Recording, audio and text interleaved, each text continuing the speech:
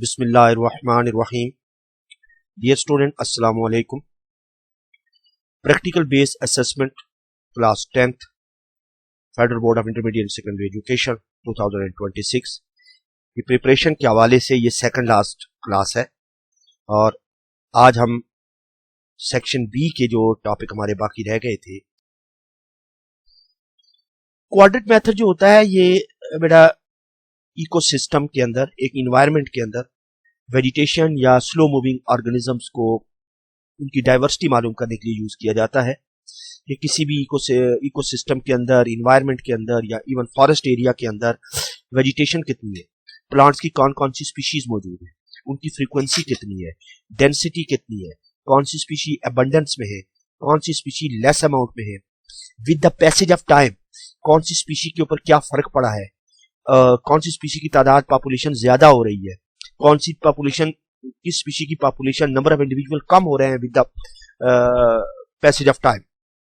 ये सारी चीजें मालूम करने के लिए, उसको साइंटिफिक एनालाइज करने के लिए एक टेक्निक यूज होती है स्पीशी को काउंट करने के लिए कि उसकी डाइवर्सिटी कितनी है, कितने उसके मेंबर एक गिवन एरिया के मौजूद है। हर एक इंडिविजुअल को काउंट किए बगैर एक एस्टिमेटेड गेस किया जाता है। इसको हम क्वाड्रेट मेथड कहते हैं।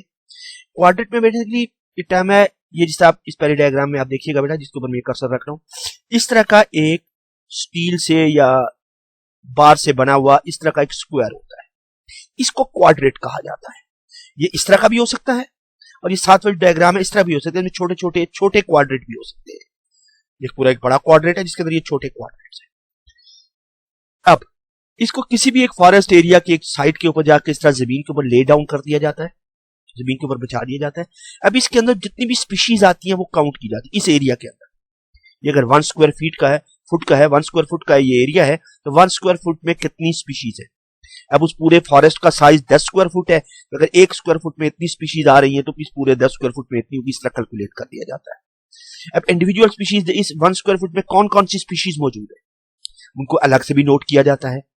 छोटे क्वाड्रेट में कितनी आ रही है इनको भी अलग से देखा जाता है। तो इसके लिए आप स्पीशी डाइवर्सिटी फिर मालूम करते हैं। जैसे फॉर इंस्टेंस ये एक जगह से आपने नहीं लेना, इसका प्रोसीजर मैंने शो कर रहा हूं आपको।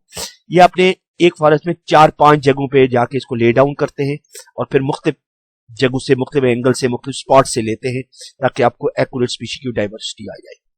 जैसे हमने ये 4 क्वाड्रेट जो है वो हमने अप्लाई किए हैं।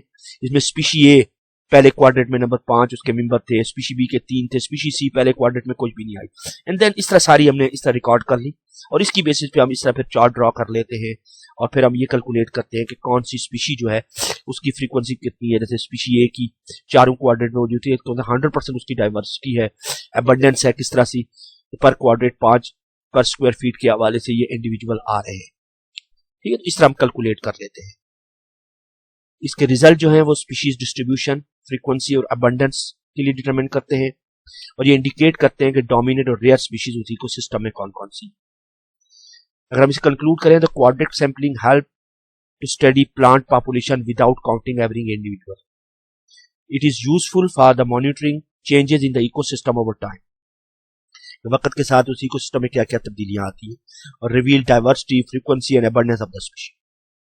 लेकिन इसमें जो एहतियात करनी है आपने, वो सैंपल साइज हर सैंपलिंग में सेम होना चाहिए। क्वाड्रेट को रेंडमली आपने प्लेस करना है, उसमें अपनी पर्सनल पसंद या नापसंद नहीं लेके आनी कि फॉर एग्जांपल आपने एक अगर फॉरेस्ट है तो फॉरेस्ट के कॉर्नर से भी लेनी है और फॉरेस्ट के सेंटर से भी लेनी है स्पीशी डाइवर्सिटी। इंडिविजुअल जितने भी उसके अंदर आते हैं उसको बड़े केयरफुली काउंट करना है और इसको रिपीट करें 3-4 दफा या 5 दफा या इससे भी ज्यादा ताकि आपकी एक्यूरेसी बेटर हो सके।